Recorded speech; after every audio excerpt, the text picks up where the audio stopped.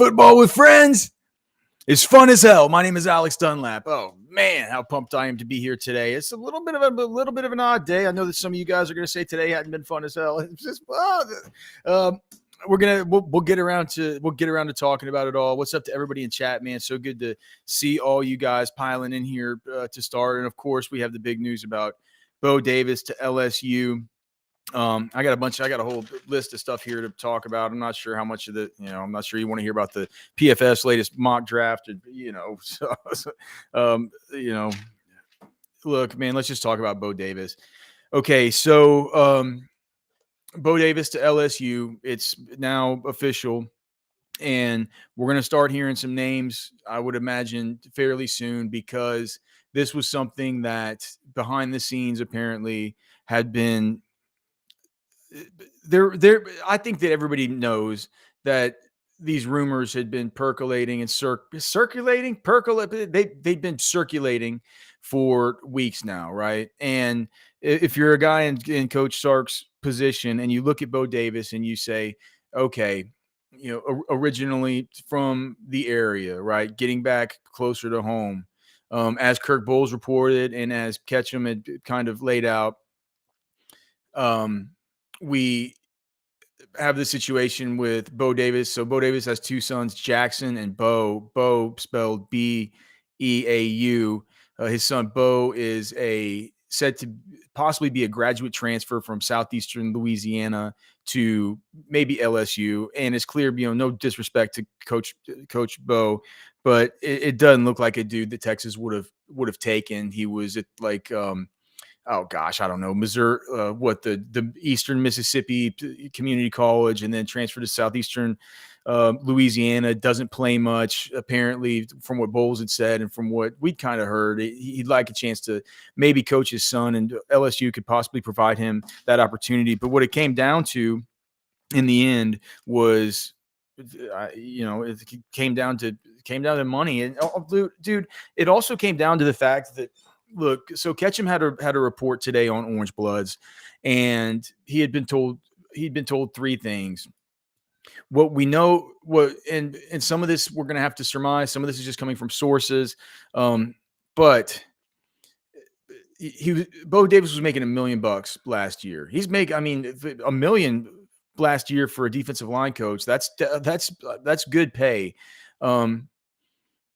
And there's so much of this that I'm interested in, not only with Bo Davis and the fact that he took a lateral job to LSU, right?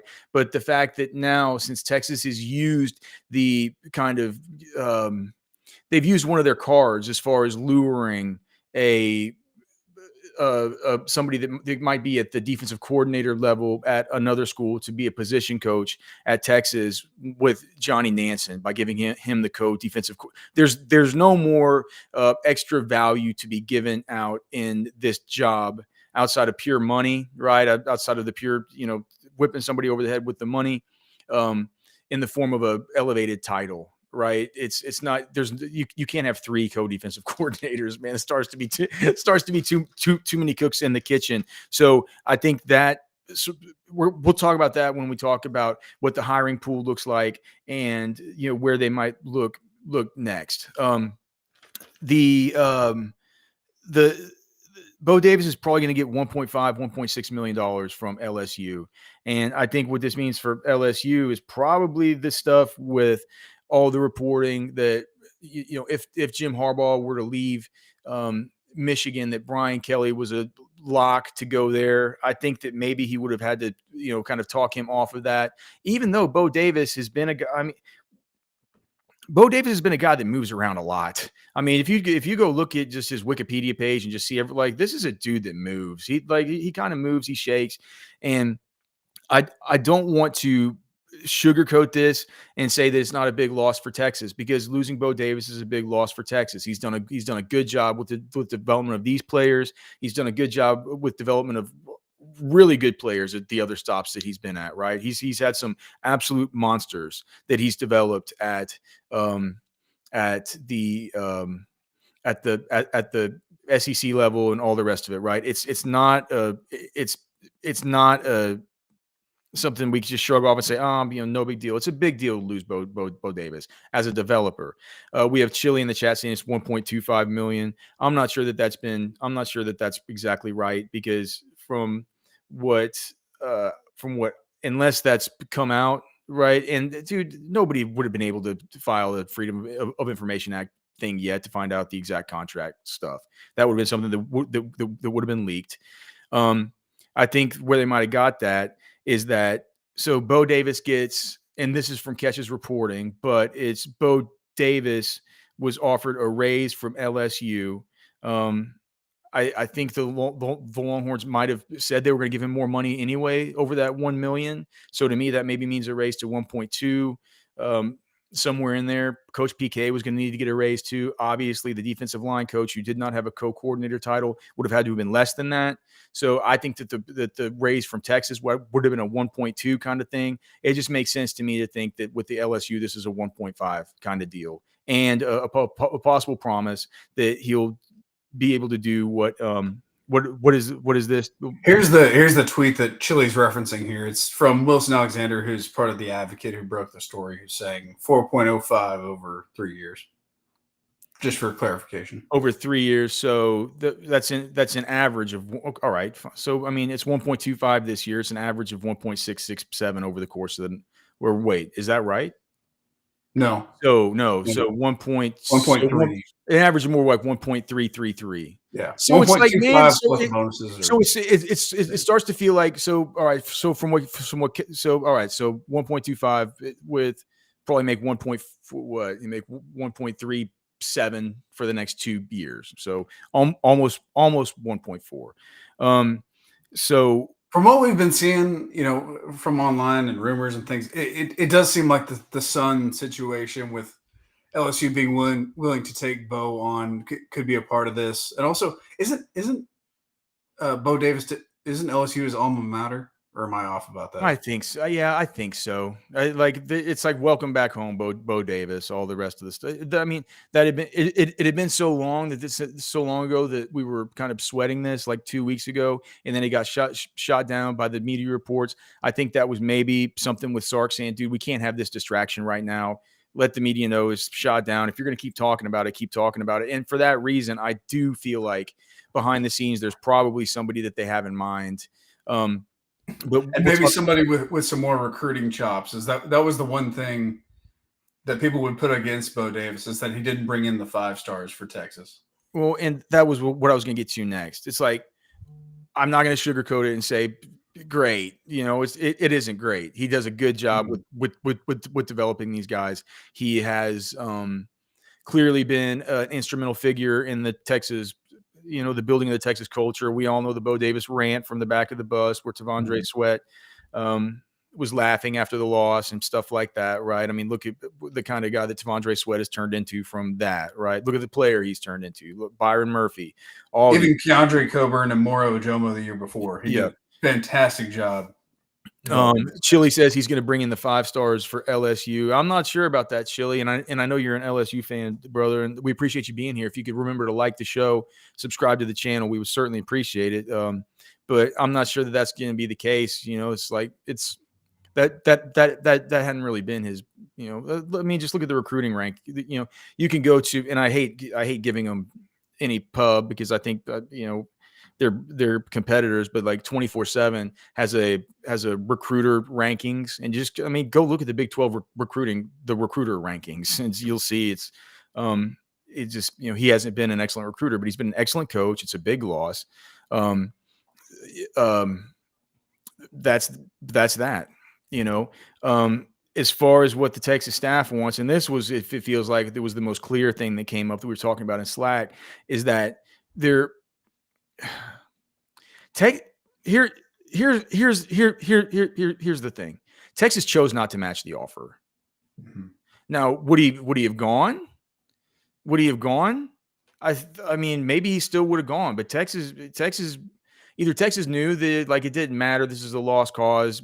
Coach Bo wants to move on, whatever. But Texas did, from the reporting that we've gotten so far and the sourcing that we've gotten so far, Texas chose not to match. And if they chose not to match this deal that is on average over 3 years at 1.33, then look, man,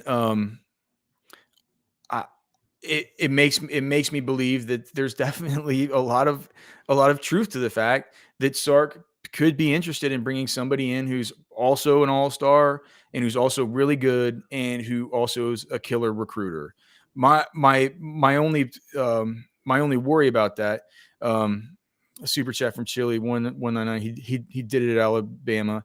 An excellent show. I like OB. All right. Well, thank you, Chili. We appreciate it. I think bringing in those 5 stars at Alabama whenever you have everybody else there that's kind of helping you along the way is and I mean, he did have Banks and some of these guys. And this isn't to say anything bad about this. I mean, we like guys like Sidney Mitchell, right? Mm-hmm. Oh, yeah. We like DeAndre Robinson. Yeah, with this conversation, we're not trying to downplay the loss of Bo Davis for Texas and how good it is for LSU at all, for sure. Yeah, but I'll tell you this, man. I feel like I just looked at Texas Junior Day visitors for coming up for the 2025 class. Maybe we'll get a chance to talk. We probably won't have a chance to talk about it today, but that group has a bunch of defensive ends, and like I only saw one dude that looks like an interior defensive line guy, and he doesn't look that good. So it's like some of these big monster interior defensive line guys. It feels like Texas is, especially in the state of Texas, the University of Texas. It feels like has been a little bit behind on him. Bo Davis doesn't get on these guys like White on Rice to start cycles and stay on them like a dog. It's like he's out here developing these guys. He's helping them to become the best they possibly can. LSU got a really good one, right? Now getting back to, so he's gone. So now what we're going to be getting pretty soon is, since Sark probably has a pretty good idea what he's doing, and my initial hunch is it's going to be somebody that we're like, man, we should have known that, because he was with Nansen and PK at their certain, when they were both at Utah, or like Idaho or something like this that we don't know about, and now this dude is somewhere like UCLA or USC or something like that, and it'll be somebody that we're like, oh gosh, well yeah, man, like, but as you begin kind of looking down those names and trying to put those things together, I've been doing it for a long portion of the day. And I'm not going to bring up the names of the guys that I discussed in Slack, because it's just like, that's just complete speculation. I'm not going to speculate. People are tossing out like Rod Wright, right? Which is completely on the opposite side of what I think that they'll be doing. For those who don't know, Rod Wright, though, has actually had an ascension through the coaching ranks as a defensive line coach that has been pretty special for the ex-Longhorn, and he's now with the Houston Texans. Was it UTSA as D-line coach, defensive coordinator, then assistant D-line coach for the Texans right now? Yeah, and so, and people are, but the obvious deal with looking at a guy like Rod Wright is that does he know how to recruit? Like, even. Mm-hmm. I don't think recruiting UTSA and stuff like that is what Sark is, the kind of chops that Sark is looking for, right? I think he's going to be looking for a guy that brings in the war daddies, and he's got an open checkbook to do it. The other thing that Ketch said that I knew would be the case, right, is that Texas is confident that they're going to be able to bring in a real bad coach who's a real bad recruiter, man. And I mean bad, like awesome, right? Like a bad dude. So it's just, you look at it, and it's not going to be anybody that was. I don't think it's going to be anybody that was on Johnny Nansen's staff last year. If you look at that defensive line coach, he doesn't look like a fit at all. It didn't look like anybody that would be on PK's last staff. If you look at kind of where they're at right now, it would have been really good, man, if it would have been able to be. So after UCLA's defensive coordinator just left after the year that they had against the run, the D-line coach, and I forget his name. It's one of these Tongan names that I'm not going to be able to say well anyway, but he gets promoted to the DC role at UCLA after being the D-line coach. Like that kind of guy, if this would have happened earlier in the cycle, would have been somebody that, Texas could have looked at. But as I mentioned earlier, the ace card that you have up your sleeve as far as the being able to offer the upgrade in title, and the fact that just look, man, I think the fact that you have the fact that you have Bo Davis leaving Texas for a lateral move, it feels weird. Like that feels a little bit. It kind of, that's the kind of thing that makes it feel like, like that's the kind of thing that I think was the most shocking to me. Right? It feels like, but I mean, it's there's just obvious personal stuff here. There's obvious, but he wanted to be there, and so that's that. We have Kel in the chat saying you have to get an SEC experience with connections. Coach Alex F getting a West Coast DL coach, maybe, but I mean, look at what Sark does with these defensive coaches. Look at all the quality control guys. Oh no! Sandman put this in the chat, and Jay Ward put it in the chat. This is exactly. I literally was on another tab looking this up, right as they were typing this in. Mike Elston is an interesting name because he's only making $600,000 a year. Yep, recruiting coordinator, D-line coach for Michigan. He's one of the guys that I speculated about, but like I said, it's just speculation, and but you can't say Harbaugh is leaving. And it's gonna be the offensive coordinator that's gonna step up into that job. So it's not like it isn't like the DC stuff is gonna just open right up for him. And the other thing is that he was on the short. He was the guy that I thought was going to go to LSU because of his connections to Brian Kelly. So I'm not sure. I'm not sure if that's a dude that Sark has had anybody. I'm not saying that Sark. I'm not saying that Sark needs to have worked with him, but doesn't it feel to you like he always hires people that are kind of from in his orbit? They've always been in his it doesn't have to be somebody that he's worked with at a certain stop, but it feels like it's kind of like guys he's worked with, or at the very least were in his orbit. Like they came in the regime afterwards, or they were in the same. Was Jeff Choate in his orbit? That may be the only outlier I can think of. No, I think there was something. Did they have a connection back in Washington? There's something with Choate. I can look it up. I feel like that there was. He was one that it feels like definitely a weaker one than some of the other ones. But he was he was at Washington State. And then wasn't there Boise State stuff that he also had? Some Boise State connection with. Yeah, that's possible. It was all Pacific Northwest stuff. Yeah. And of course, he was the coach of Montana State. Yeah. No. So, and then they also had the Utah, oh gosh, what was it? Hold on. What was that Utah State team that he was with? No, that was only in 2004. So I'm not sure that would have overlapped with any of the other defensive staff. But look, I mean, guys who are in the same orbit. So look, it's people say that they want Elston. I think that that's probably fine. I think that would be a good hire. But I'm going to assume as of right now it's going to be somebody of the profile. Look, and I could be wrong, but I think I'm right. I think it's going to be somebody of the profile that I describe whenever everybody's talking about, who does Sark hire as his DC and all the rest of it. And we're like, well, we should have known it was going to be somebody like Kwiatkowski this whole time. Mm-hmm. Like it's kind of weird. Like I know he's the Texas coach, man. He's kind of a West Coast dude. So that's where we are with that. It's just, like I said, I don't want it to. I think Texas is going to come out on the other side of this fine. It stinks losing Coach Bo, but he's like he doesn't ever stay anywhere anyway. He's going to be at LSU for 2-3 years. He'll go somewhere else and maybe have another NFL stint or do whatever.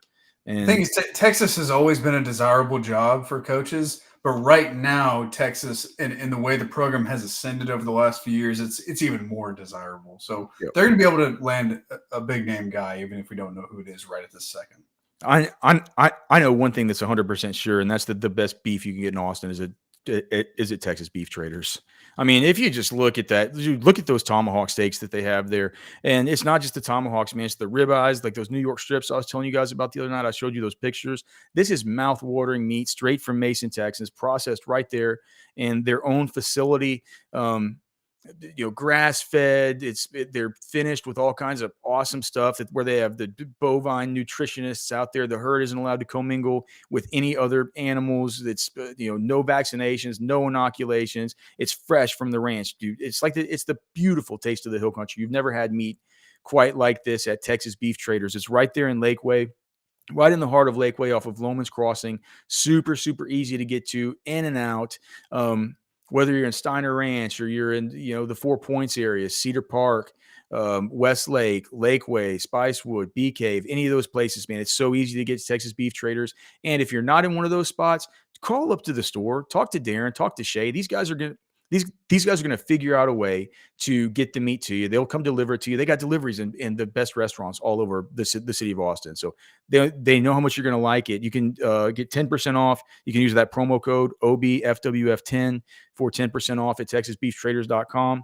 You can make arrangements to pick it up there, or just call up to the store and say, hey, how can we get this delivered to me?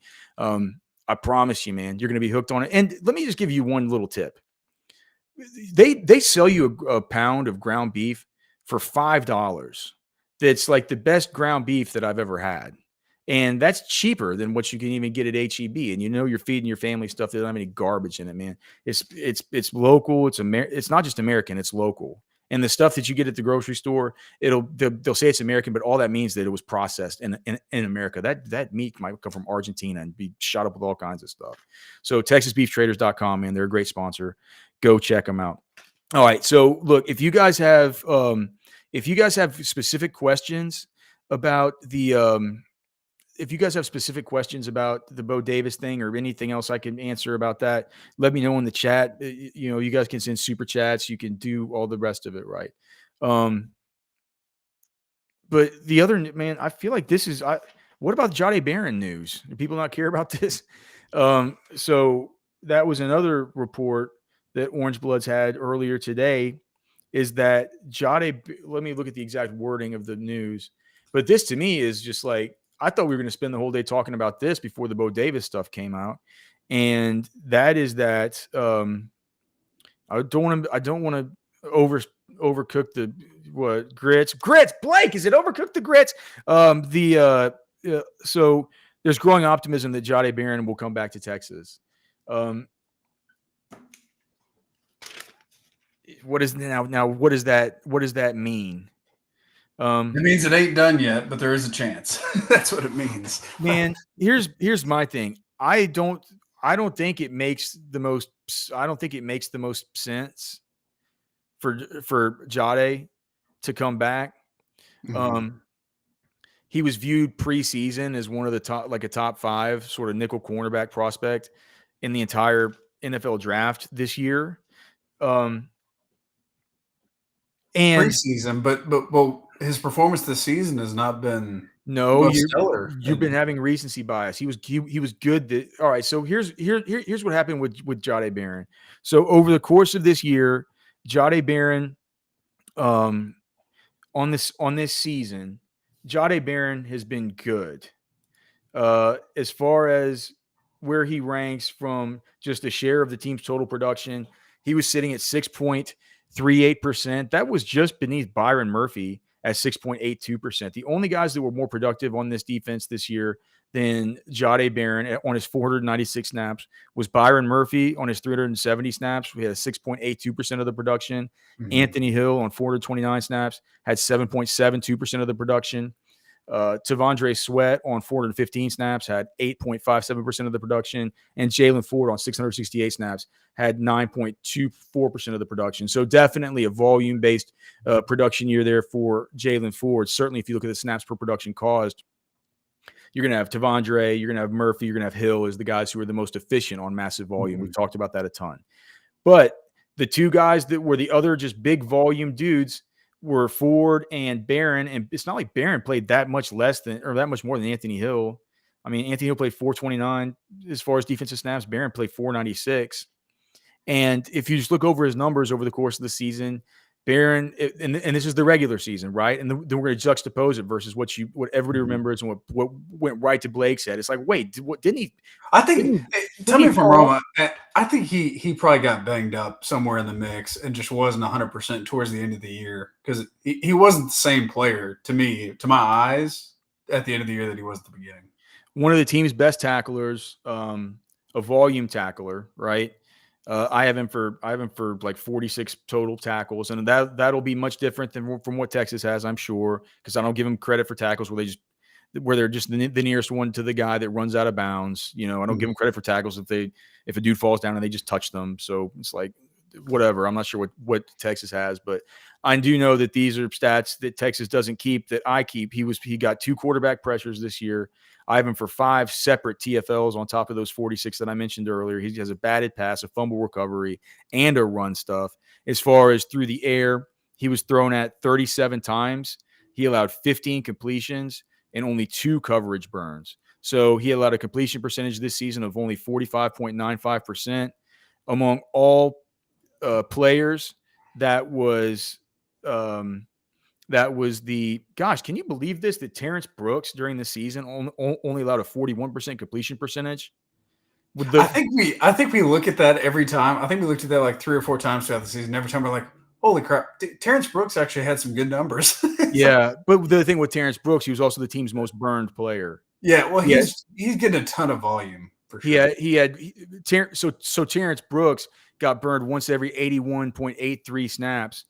Jahdae Baron got burned once every 248 snaps. So Barron wasn't getting burned, right?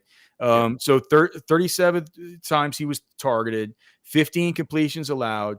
He only missed 5 tackles, so he's sitting at 99.2 snaps per missed tackle. Let me just see where that is as far as the rest of these guys. So 99.2 among guys that played significant volume, there were only 1, 2, 3, 4. No, that's not significant. 1, 2, 3, 4, 5. There were only 6 players. So the guys who had better snaps per missed tackle numbers than he did were Anthony Hill at 100.5, Byron Murphy at 107.25, Derek Williams at 171, Ryan Watts at 186.5, Tavondre Sweat at 207.5. And then once again, man, another guy that just Terrence Brooks only missed a tackle once every 245.5 snaps. So Jahdae, and when you compare Jahdae Baron to say like what did I say, 99.2 snaps per missed tackle, compare that to like Jet Bush, who played 225 snaps, missed a tackle once every 45 snaps. Jaron Thompson, now gone, missed one every 46.8 snaps. Benda, who's coming back, we're not going to get a chance to talk about it today, but once every 50 snaps, right? So, I mean, he's, basically double the number of snaps per missed tackle for Jahdae Baron. And the thing about him, too, playing at that nickel, only 1 blown contain on the whole season, which is just astronomical for a nickel corner. So regardless, Alex, of whether it's good or bad for Barron and his draft stock, this would be phenomenal for Texas to get back. Yeah, but I mean, it's not going to be a good and this is the other part, right? This is the super hard part. Almost as hard as getting a home sold in DFW if you're not working with Val Garcia. I mean, if you're not working with Val Garcia, do you have any idea how hard it would be to sell a home and how much more expensive it would be to sell a home than you would normally think? Val Garcia, Val and Realty. Do we have an image of Val Garcia that we can put up, Blake? We can put up the image of Val. Oh, it is up. Okay. Well, look, I can't see it up. Maybe it's just that I can't see it. The rest of the people can see Val. If you can see a picture of Val Garcia, he's a handsome man. Big smile. I believe he's got a blue shirt, blue background. His phone number is 469-647-8729. Blake May saying Val for DL coach. Here's the thing about Val. He's going to sell your house. He's not going to charge you a penny if you work in education or in the ministries and you're in the DFW area. He's not going to sell it, or he's going to sell it. He's not going to charge you any money. If you tell me you heard about him on Football with Friends, he is going to sell your house for half of his normal cost. He's going to save you $5K, $10K, $15K. Look at Val. Look at Val. Dude. That is a smile that is going to get. They're going to get top dollar from every possible buyer.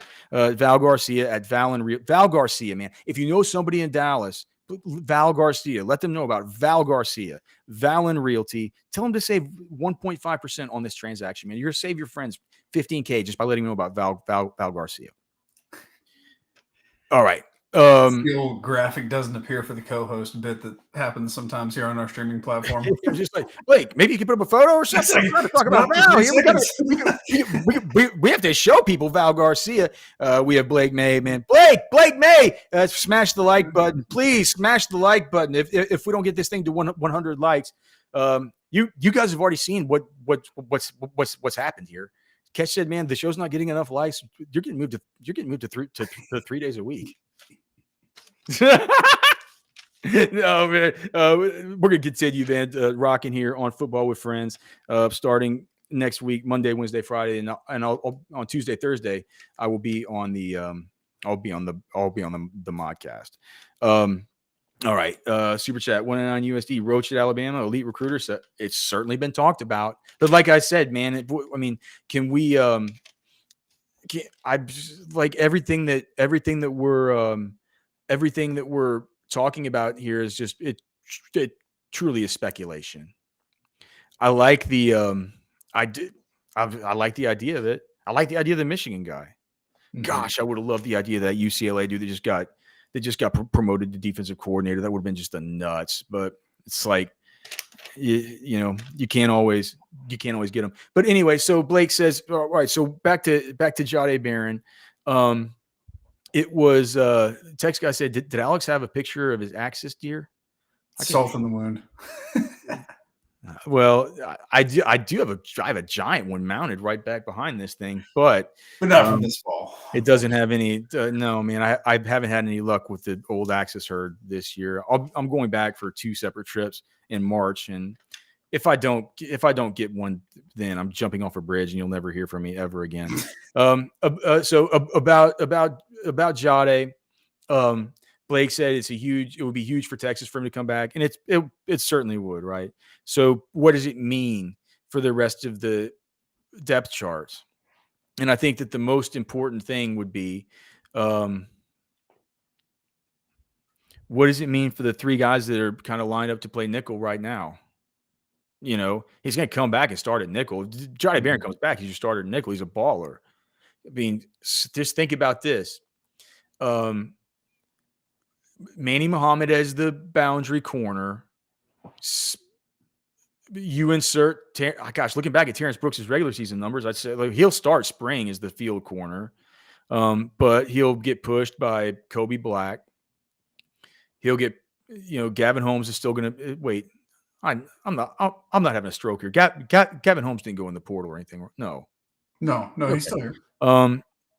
So you'll have those one of those 3, but maybe just picture it in your mind's eye being Brooks or maybe Kobe Black, and then you have Derek Williams, who was their best cover safety last year. You have Andrew Makuba coming in with a lot of experience. You have Jahdae Baron at nickel. Ooh, I mean, doesn't that sound so much better than Jaron Thompson, Keaton Crawford, Ryan Watts, and Terrence Brooks? Feels like an overhaul. Yeah, dude. I mean, it's a big difference. But now, so my one concern would be if I was coaching those nickel guys, how do you manage? And look, if Jahdae Baron comes back, can we finally just put an end to this stuff where people were saying, well, Makuba can play nickel? Like it hadn't made sense anyway, even without the fact that Barron was going to come back, right? He was never going to play nickel. You have Jalen Gilbo there, who's good. Gilbo can play. Austin Jordan is good. He can play. And we haven't seen Jelani McDonald on defense, but I mean, we've seen him on special teams, dude. He can play. He can bring it. He can bring his pads. And I've seen him a ton, right? I've seen him, but just like seen him live, seen him a ton. And I don't know how you're going to keep those 3 guys happy. I mean, you can move Jelani McDonald back to safety, but then now Jelani McDonald, will he feel like he's been a little bit recruited over at this new safety position by Xavier Filsaime, JJR, the rest of these dudes? I mean, it feels a little bit tough, man. It becomes a problem of wealth, though, Alex. I mean, you'd rather have these guys and have them backed up than not, for sure. And with a guy like Barron, I mean, all arms, you bring him back. Ben Fontenot, a real Cajun sounding name. South Cajun name right there. Yeah, my sister-in-law, I guess, and her son, his name's Bo too, but her husband, like he was from Louisiana, and they named him Bo, like Beau, and they had an X on the end. I was like, Of course. that's a total What Louisiana was his name. last name? Chapatoulas? Yeah. Yeah. So he's saying LSU fan here. It was a great hire for LSU, but you guys are going to be fine. I'm sure you're going to find someone to fill those shoes or reallocate that money elsewhere. Yeah, man. Like I said, Ben Fano, it's a good hire for you guys, man. I wouldn't expect him to be around too long. Just he's going to be good, but he's not going to be there long unless this is the finally time where he's like, I've read he has 3 kids. He's got 2 boys, 1 girl. They're all getting to where they're being adult age right now. Maybe his wife's family's from, I forgot where it says, somewhere in Mississippi. It's probably a lot closer to her family. I know that whenever families get, and look, this is just me just spitballing. I don't know. I've never talked to Coach Bo about his family, but sometimes when you get in those spots where it's closer to your family and closer to your wife's family, that can help as the parents get a little bit older and, being around, being closer, that's a big deal. So maybe he will stick around. Right. But if he's just going there for 1 year to coach his kid or something like that, then, who knows? It's like, he's a good enough coach to get up and just go. He doesn't care about it being a lateral move, as we've seen here with this thing. Mm-hmm. So, that's how I feel about that. As far as the deal, but just back to one last thing about Jahdae Baron. So you looked at him during the regular season, right? And I ran through all those numbers for you. Only what this is what you worry about is I don't know that NFL evaluators would have looked at let's just look and see what he did in the Big 12 championship game and in the Sugar Bowl game. So after being the 8.74 snaps per production caused, the 5th most productive player on the team behind a bunch of studs that are all going to play in the NFL. In the Big 12 championship game, he had a defensive pass interference. He was thrown at 7 times. He had a defensive pass interference. He had 2 coverage burns, allowed 2 completions, and didn't really do much of anything else. He had 2 pass breakups in that game, so that's good, right?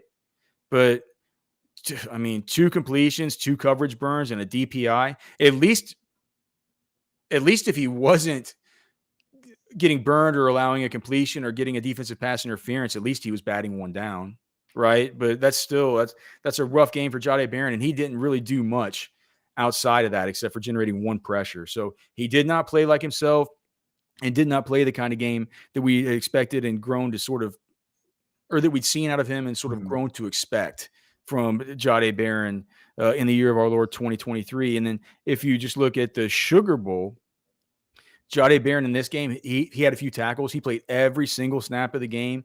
But just what you'll remember is he was thrown at 7 times and he allowed 6 completions. It's just, everybody allowed all the completions, right? Gage Sheets saying that Alex is gonna play nickel. Corey Rogers.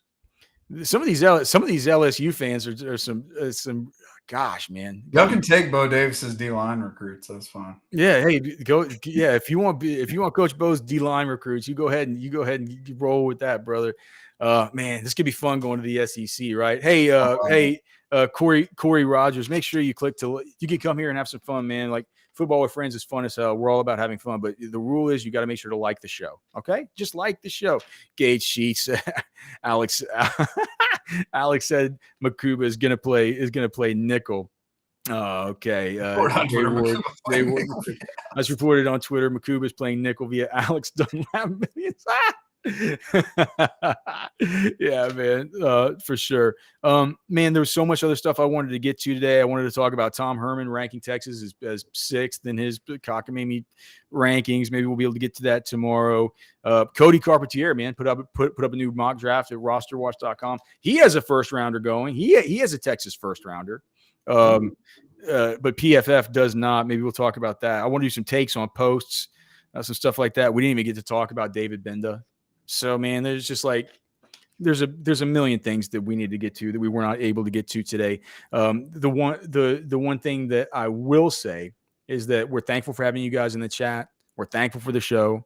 We're thankful for Texas Beef Traders. We're thankful for Val Garcia and We can't thank you guys enough for being here. So tough day, man, losing Bo Davis, but it's going to be exciting times ahead. We're going to have something to report on. And then once the new coach comes in, we can talk about his ideas, his philosophies, what he's been able to do in the past, and how it translates to these Texas Longhorns. So for Blake, I'm Alex.